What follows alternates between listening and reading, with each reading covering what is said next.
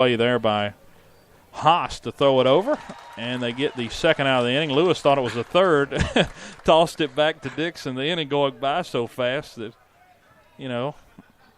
sometimes you think it's over and put a little bit of a J.R. Smith there, not knowing the situation, right? It's funny right now because it didn't cost anything, but if there's a runner on. Yeah. At least Dixon was there. He just sort of tossed it toward the mound. Dixon went down to pick it up. Goes 5-3 on the putout, 2 groundouts to start the 6th inning, and now the number 4 hitter Johnson, who's 1 for 2 with a double, stands in and takes a first pitch breaking ball for a strike, and it's 0-1. I like the J.R. Smith thing there. Yeah, I had to bring that up. 4-1. Cats lead it here in the 6th with 2 outs, nobody on for Appomattox. That one inside corner, painted the black, but a ball, 1-1. But, if you're the greatest player of all time, you wouldn't pass it and leave it to other players to try to win the game for you. Just saying.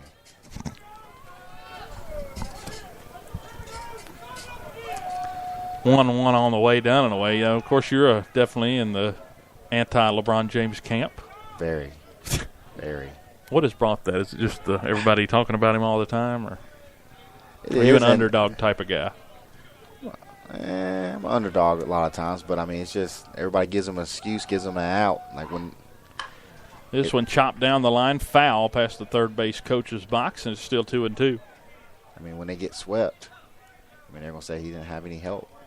That situation, he should never made it past the hill. I saw they were comparing it to whenever I don't know what year it was, but Dirk Nowitzki had to play against LeBron, Chris Bosh, and Dwayne Wade, and they were like, he didn't have any help either. Yeah.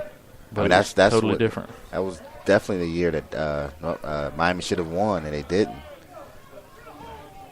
But if you're the greatest player of all time, win. 2-2 count. We had to go on a little rant there. On the way is this one outside corner, called strike 3 to Jacob Johnson. And another 1-2-3 inning. That's 3 straight 1-2-3 innings for the Cats and 10 strikeouts for Jordan Dixon as we head into the home half of the 6th. The Cats leading 4-1. Have a chance to tack on some insurance before the 7th comes along. 3, 4, and 5, Griffith, Lewis, and Anderson due up for Virginia High. We'll be right back here on the Bearcat Radio Network. In the wake of a disaster, what one thing can you send that will help people the most? A blanket, a tent, a sandbag, a doctor. Actually, if you send a monetary donation, you send all these things. Even a small donation can make a big impact and can quickly become exactly what people affected by disaster need most. In the wake of a hurricane, your monetary donation can make a huge difference to those in need. To donate, visit supporthurricanerelief.org. That's supporthurricanerelief.org. Brought to you by the Ad Council. 1 in 6 seniors faces the threat of hunger, and millions more live in isolation. Drop off a hot meal and say a quick hello. Volunteer for Meals on Wheels by donating your lunch break at americaletsdolunch.org. This message brought to you by Meals on Wheels America and the Ad Council. A ranger station. I'd like to report a bear hug. Okay. I put out my campfire and Smokey Bear hugged me. So you drowned the fire, you stirred it, drowned it again, and felt that it was cold? Uh-huh. Yep, he's just letting you know you did good. Bear hug from Smokey Bear. Status update. I'm going to let you go now. There are many ways to start a fire, but one sure way to put it out. Learn how you can do your part at SmokeyBear.com. Sponsored by the U.S. Forest Service, Ad Council, and your state forester. In 50 feet, turn left. Why are you driving so slowly? After a few drinks, I'm taking it slow. First pitch on the way, misses down and away to Zach Griffith as we start the bottom of the 6th. Bearcats ahead 4-1 over the Appomattox Raiders here in the state quarterfinals. Been in control ever since. This thing was 2-0 in the bottom of the first. Then Appomattox came back with a run, but ever since then they've just been kind of wailing away. And not really put anybody on base. There's only been one guy on base since the third, and it was a walk. If you're Appomattox here, you haven't played bad. But they have 3 hits, and they all came in the second inning. You're just going to have to piece them together. You can't get any runs going, and you can't do anything against Dixon right now. 2-1 to Griffith. This one chopped over the pitcher's head and into center field. A base hit for Zach Griffith. And the Cats have a leadoff man on, and that's Griffith's first hit of the afternoon. And he's 1 for 2. He walked in the first and struck out in the third. Now he's got a single to add to his afternoon of work. And I'm sure Zach's getting prepared, hopefully, and hoping that the Cats can move on because he'll get the call probably in that state semifinal on Friday, as we do have a courtesy runner for Zach, and it looks like it will be John Clifton. And hopefully John got stretched out in the dugout there, because I would say count a couple of pitches and he'll be there at second if he can get it. Now, I would say this. It's been a while that we've broadcast a game that Justin Lewis has not been on base. I don't think he's been on base in this game. Yeah, he's 0 for 2. Strikeout and a ground out to first as Moore will step off. And that, you give Appomattox credit. They keep him off the base. I mean, like I said, they played well. They just can't get anything going against Dixon. And that's not anything to hammer them on, because no one's been able to really get anything going against it other than Wise Central. No one has. He has a 1.7 ERA as this one misses, goes to the backstop, and Clifton standing at second base. Well, there you go. Don't have to worry about him being warmed on up. The wild pitch. Just got a light jog down to second as he's in scoring position with nobody out, and just where Justin Lewis wants him, because Justin Lewis on the year, by the end of the year, he was hitting close to 500 with runners right at 500. He had to be over 500. You got to be close to it right now, as you say, because he had a couple of RBI singles in that Region 2D tournament, and that was a good tournament for the Cats. They ended up winning the 2D championship over Tazewell. And, this team in Appomattox gave a good fight in a game against Chatham that they had to wait a day or two to play because of weather. They gave up. Cavaliers had 17 hits, 17 runs in that ball game. They're a real ball club. Raiders only trailed 10-8 in the fourth. Chatham scored the last 7 and won 17-8. So it wasn't like it was a blowout from the beginning. It was just one of those that they broke away late. And this this Appomattox team is a talented ball team, and we've heard a lot about Chatham. I'm sure we're getting ready to see them maybe if things work out for the Cats. Well, they were up. Do we get a new up? They were up 4-0. They were up 4-0 early. We'll get a check on that and see. But, yeah, and especially playoff baseball, we know that you never know what could happen.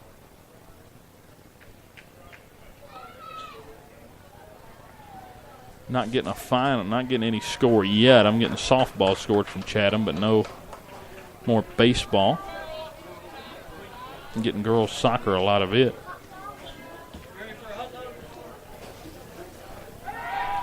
They'll throw behind Clifton, or fake the throw behind Clifton at second. And he's back safely. Like I said, if you're just tuning in and you haven't seen our soccer team, they advance on. They won earlier 2-1 against Nelson County. This one chopped down the line, just foul past Coach Lee in the first base coach's box, and it's 1-1 as Clifton was off and going there. A score update, local score update, if you want to stay in touch with Abingdon. They're hosting tonight. They're up 2-0 after one inning.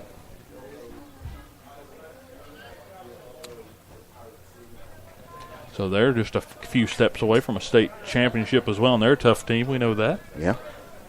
1-1 on the way. Push, bunt, foul. As they tried to bunt there with Lewis with nobody out, trying to move Clifton to third, but he just comes up empty.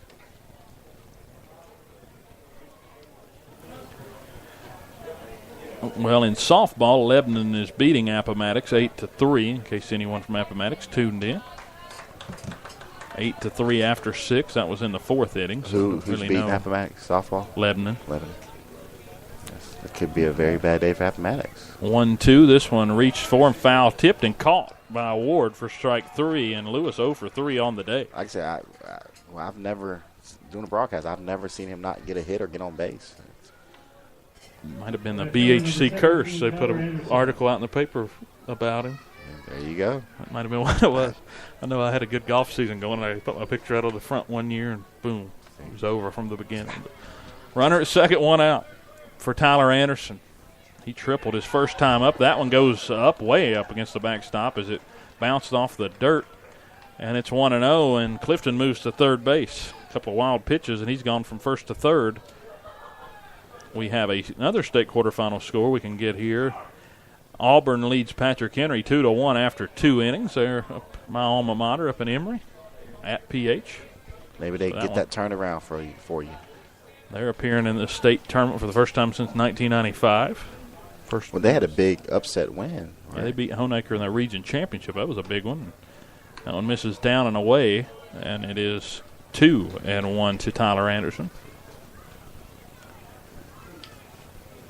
You almost feel right now for Appomattox is this game is almost over in their eyes. It's especially if you get this run. I mean, it's 5-1, trying to get 4 runs just to tie it in the top of the 7th there. 1-1 inside, missed.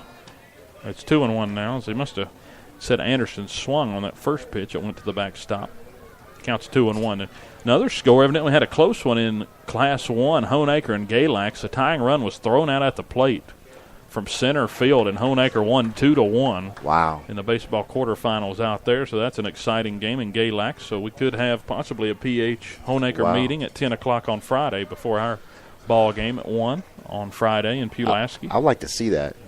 You just hope that the kid was really out. It's one of those plays that one of those bang deals. 3-1 count. Runner at third as Clifton's over there with 1 out. And this one lifted foul, and now the count full. Hit over near the football field, over near where Coach Sidner will be in a few months. Right now it's all about baseball and soccer. 2-1. They're losing in the second.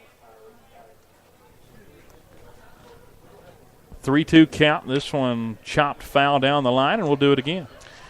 Tyler, he's fighting. He's come up, like we said earlier, he's come up with some big hits for us. Here he gets get another hit, get us another run.